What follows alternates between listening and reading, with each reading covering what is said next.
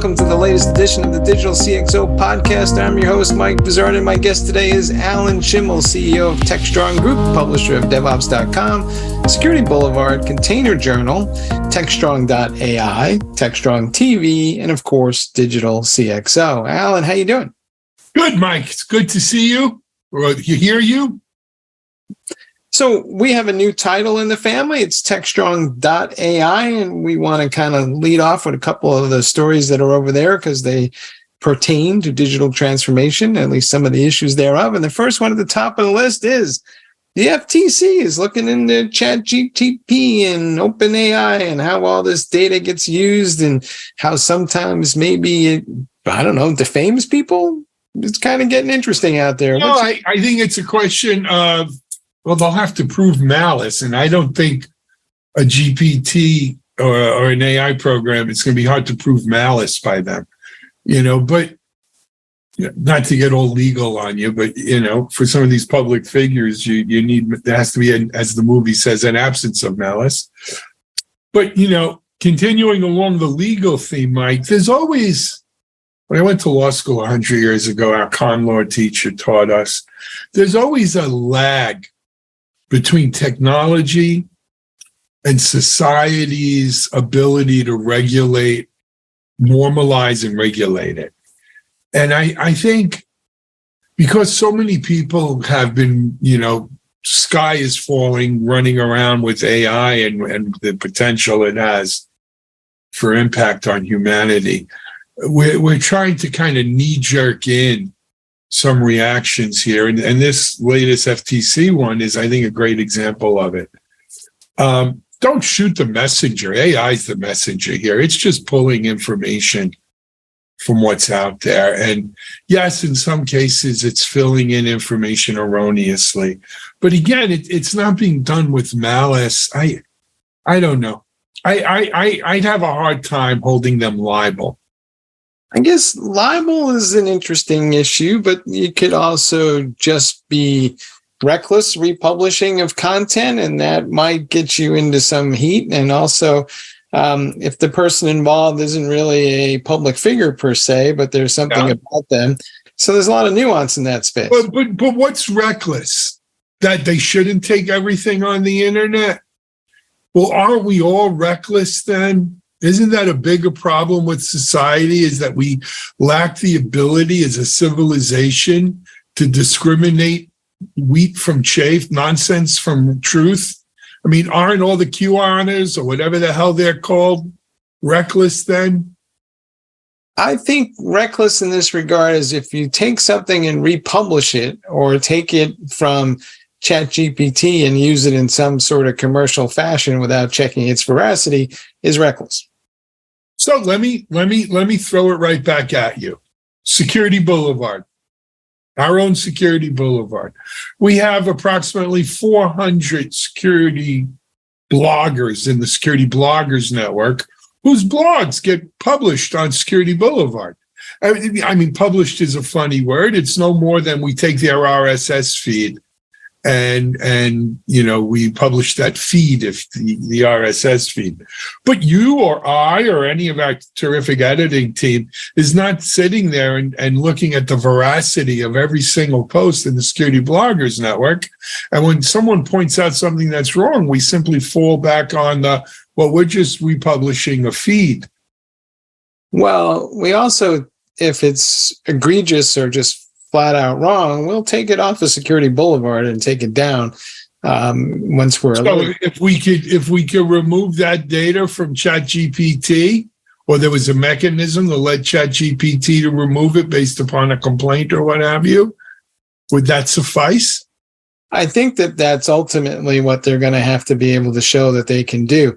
I think the person or the entity that used ChatGPT to create some piece of content that was using false information or what they call a hallucination from ChatGPT would just, once alerted, do what we do. You take it down and it's not reckless. It's a reasonable response to a request. But I think the FTC may get a little bit deeper in this and say, hey, you just can't aggregate all this stuff and then pump it out to folks and make it available without having some ability to go back into that system and say, hey, this is not true. So, okay, so we're going to pick on OpenAI and ChatGPT about it. What about when the Chinese come out with their version of this and it's out? Or entities that are not necessarily subject to FTC regulation? Are we going to cripple OpenAI and ChatGPT vis-a-vis their international competition?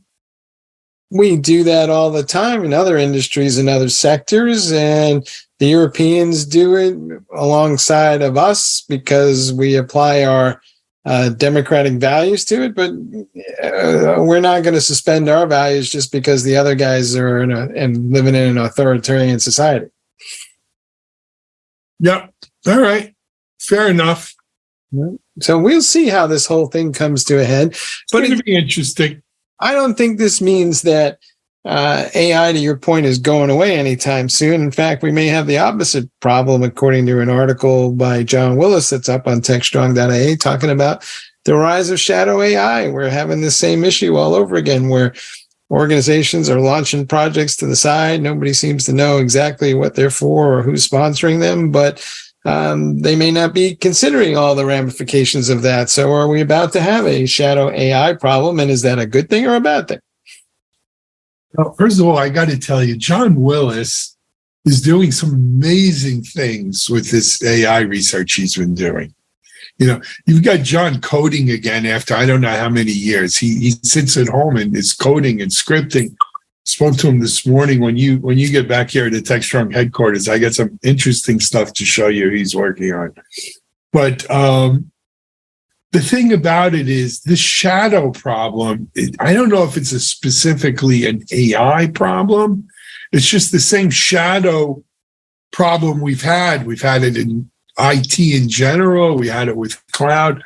When you make it so easy for people to spin stuff up, they just got to whip out their personal credit card, if that. And in the case of AI, you don't have to be a crackerjack coder anymore. You just got to do some scripts. And they'll even help you write that. We have this problem. I don't know what the answer is to shut it off. But I also feel like many skunkworks projects, there's a lot of sometimes good that comes out of these projects too, that then kind of make their way into, let's call it mainstream enterprise, IT. So I think any organization looking to manage this shadow shadow AI issue has to look at it from, we don't want to stifle innovation in our people trying new things, but we just want to know what the heck's going on here, right? And what it is we have going on. But I don't know how you manage it, Mike. I don't know how, I think that's always the issue, but especially for this audience with digital CxOs, they're very familiar with if you try to launch something or innovate something within the standard processes, all the corporate antibodies come out and the thing gets killed. Yep. So you got to let things breathe somewhere along the line, and you got to give people some freedom to. You need a lab. Right. I get it. The question is, how far do you let it go before you got to say, oh, hey, I need everything, I need to manage this. I think that is the billion-dollar question. It's, when do you kind of let the lab have it? And then when does it get back to corporate? And can that happen without corporate killing the thing? Yep. All right. I think everybody's nodding their head at this one. They all know the same problem, the same issues. But I just don't think it's going away. All right. Shifting gears slightly back over to Digital CxO, the website, but there was a lot of coverage generated by us and the rest of the world about this new virtual reality Vision Pro thing from Apple. I don't know if you had a chance to look at that, but my take on it was, this is interesting computer science, and it will eventually probably play out, but we're still very early on any kind of reality virtual as outlined by Apple. And, are they just doing this to make some noise, or do they have a plan? I think Mark Zuckerberg paid them to revive Meta. I'm kidding. So here's the thing. First of all, my understanding of this device is it's not so much virtual reality as it's augmented reality, right? So in other words, you're going to be in the real world with augmentation kind of stuff over it. That being said, as I sit here looking at my metaverse goggles that have been sitting on my desk here for months now, unused. We got it the first week. Everybody tried it on, said it's cool. A bunch of people got headaches because it was so heavy on their heads. I'm sure Apple has, in typical Apple fashion, has done an amazing job of designing a next-gen AR, augmented reality, VR headset. In many ways, I just think it's like a technology in search of a solution. That's true. And when I looked at what they showed, first thing that came to mind was, well, this is great. I can see a spreadsheet or a laptop or application or whatever it may be in my vision, but I can also see my wife and the kids and the dog and everybody else. And they're all going to be looking at me going, stop looking at that thing and pay attention to me. So, I'm not quite clear that this is going to wind up the way people think. Well, you might very well be right. At $3,500 a throw, it's not exactly cheap either, or more than 30. I think it's 3,600. But here, let me just play devil's advocate for a little bit. I have to confess that at the time when Apple announced their iPhone, I was a proud user of a Windows phone. And I looked at the iPhone and I said, what's on here that my Windows phone doesn't already do? I could have Windows apps on it. I even had Microsoft Office on my Windows phone. And, we had keyboard and it was pretty cool. And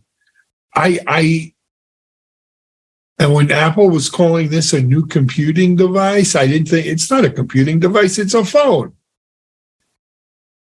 They call this, I call them goggles still. They call this new headgear, I forgot what they call it, but it's a new style computing device. And I don't think we'll really see the success or failure of it until we see what are the killer apps for it. Right? And it may be ones we're not thinking of right now. So I'm willing to give Apple, based upon their history, the benefit of the doubt and say, okay, let's see when it comes out, what's the cool thing you could do with it? And is that just a cool thing or a must-have? As I sit here on my iPhone.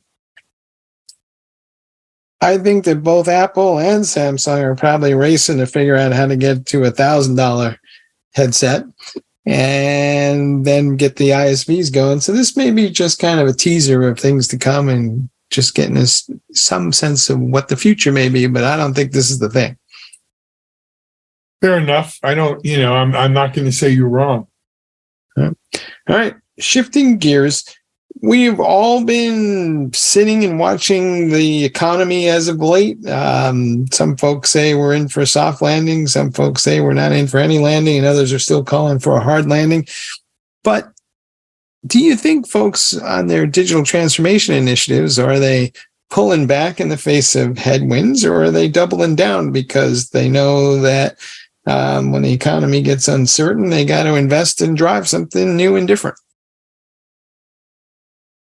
So I hate to be the pessimist, but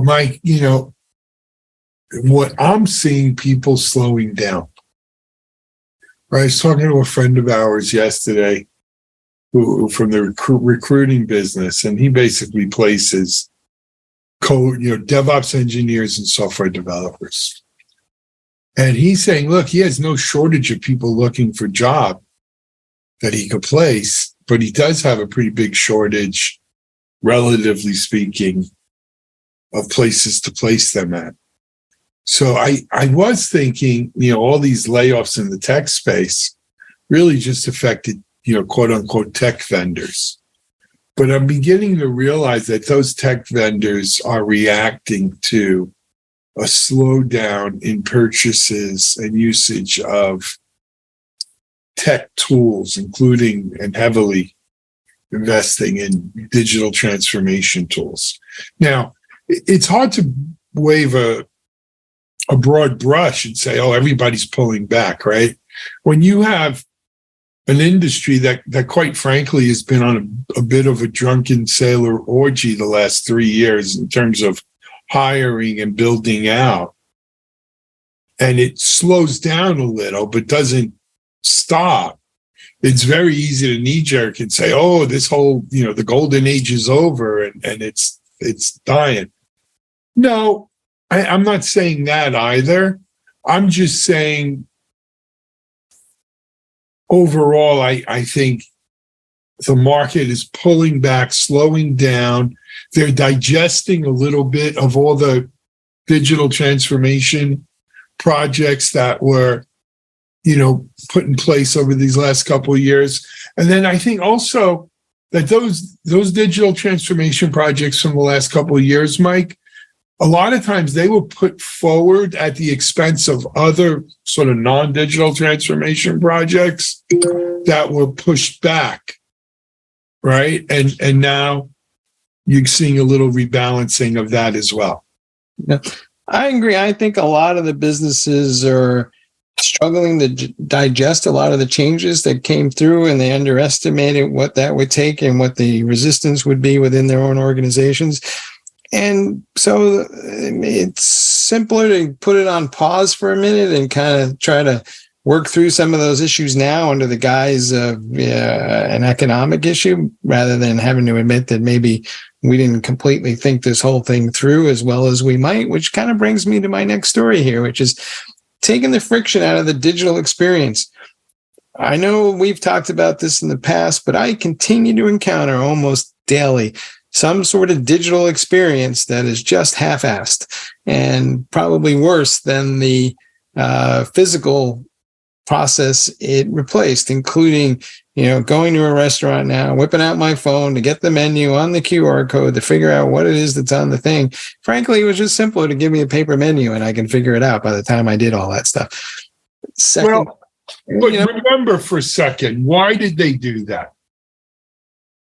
Right? It wasn't frankly to save paper. It was because during COVID, you didn't want to touch something that was being touched by other people. So maybe that should have died with COVID and we go back to real menus. And, are we blaming digital transformation for that? I think the issue is more, we got attached to these QR codes on the table and we didn't think it through enough and say, all right, how do we make it easy for, maybe you send me a text with the menu because I'm coming and I got a reservation, or I have some way to find that menu before I come into your shop, and that doesn't require me to sit there and kind of try to, I watched my father-in-law try to do this with the QR code and the thing, and he just throws down the phone and says, give me yours when you're done. Yeah. I've been that guy. So is your real issue that QR codes aren't as usable as we'd like to think? Yeah, or at least in this use case. And I think this time and again... Isn't that a painting with a broad brush, though? I am, but let me come back to it the other side. So if I go to, my doctor, same thing, right? Came back to visit him, and I am handed the same tablet to fill out the same form over again that I already filled out the last time I was there, but it's the same tablet over again. So it's just a paper-based process that has been quote unquote digitized, but not really rethought. And it's just, so I'm sitting there, spending 15 minutes waiting in the lobby there for, my appointment. But meanwhile, I'm like, I answered this. And, these aren't things that, it's not about my condition and medical history. It's like, the core data that you're a customer of that they should have. And yet we do it over again. And I feel like a lot of the digital processes out there are just somebody took the paper process and tried to stick it on a tablet and called it new. So that I guess it's a Gen 1 kind of thing. I got to tell you, my doctor, first of all, when I have an appointment, I get an email days in advance to go online and fill that stuff out to save time at the day of the exam. And then number two, though, is generally when I go onto those things, it just says, here's the information we have. Has anything changed or incorrect? And, I think what you're seeing is a first generation paper to electronic kind of stab at stuff. But, the good news, Mike, and I'm here to give the good news today, is there is help on the way. There are better systems being deployed with that. I think you're right. I think it's uneven still, and folks are still kind of struggling, and some people are better at it than others. But maybe, going back to what we were saying earlier, the time is to take a pause and go, hey, am I really delivering a better customer experience here? Or did I just take scut work that my staff was doing and push it back onto my customer and annoy them in so doing? Well, I tell you, in the case of my doctor that I was just describing my experience, he used to have that old one that every time you had to fill out the form from scratch. But he's gone to 3 or 4 of these doc-in-a-box software shops, if you will, that they use for records and everything. And the last one he has here, I don't even remember the name of it. I wouldn't tell you if I did, I guess. Is much better at it than that. So, part of it is, a lot of these digital transformation trends and innovations you're citing, Mike, are still relatively new. They haven't been around a long time. Give them a chance to evolve and to breathe a little bit and to grow, right? I think probably somewhere there's anatomy of the maturation of a digital transformation app that says the first gen is just taking paper to electronic format, but then you build it from there. I think you hit it right on the head there. I think that people are forgetting that this is a continuous adventure and it's not a one and done kind of thing, but there's too many people out there with that notion of, well, we bought this and did that and we're done. And it just doesn't work that way. Alan, as always, thanks for being on the show. Thank you, Mike. It's great to hear your voice and look forward to seeing you in person. All right. And thank you all for listening to our show. You can find this and others on the Digital CxO website, where you'll find show notes to the links to the stories we discussed today. And you can follow us on your favorite social media platform and subscribe to us on your favorite podcast app. We'll talk to you all again next time.